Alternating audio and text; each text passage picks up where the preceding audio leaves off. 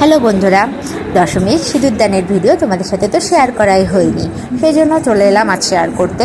তো আমরা এই যে দশমীর দিন সুধীরবাবু কাঠগোলাতে গেছিলাম সিঁদুরদান করতে। তো এখানে অলরেডি আমরা যেয়ে দেখি সিঁদুরদান শুরু হয়ে গেছে, অনেকেই পাড়ার অনেকেই সিঁদুরদান করছে। তো আমরা এই যে সাইডে দাঁড়িয়ে একটু ভিডিও করছিলাম, একটু ছবি তুলছিলাম, বোনেরা মিলে, বৌদি আছে, সবাই মিলে একসাথে।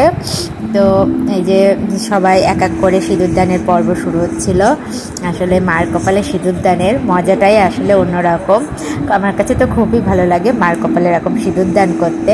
তো ওই যে বোনদের হাতে ফোন ধরিয়ে দিয়েছিলাম যে তোরা একজন ভিডিও করবি, একজন ছবি তুলবি, আর আমি সিঁদুরদান করতে চলে গেছিলাম। তো এই যে আমি সিঁদুরদান করছি মার কপালে।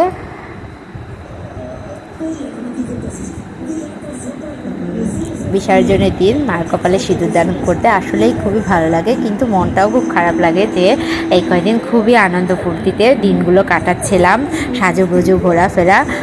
তো আজকেই শেষ, সেই জন্যই একটু মনটা খারাপ লাগে যে ঠাকুর আর দেখতে পারবো না, আবার এক বছরের অপেক্ষায় থাকতে হবে মা দুর্গার মুখ দেখার জন্য। কিন্তু কি করব, এটাই তো নিয়ম, মা আসবে আবার চলে যাবে।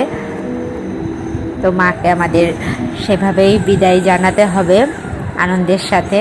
তো আমরা সেটাই চেষ্টা করি। তো এই যে আমি সব ঠাকুরের কপালে একে একে সিঁদুর দিচ্ছিলাম, আর এদিকে কিন্তু আমার মা, বড় মামি আর অনেকেই সিঁদুরদান করছিল। তো আমরা সিঁদুরদানের পর্ব শেষ করার পরে সবাই মানে মা, মামি সবার কপালে সিঁদুর দিচ্ছিলাম, আর তারাও আমার কপালে সিঁদুর দিয়ে দিচ্ছিল। আসলে এটার মজাই একটা অন্যরকম। তো ভিডিওটা কেমন লাগলো তোমাদের অবশ্যই কিন্তু কমেন্ট করে জানিও। টাটা বন্ধুরা।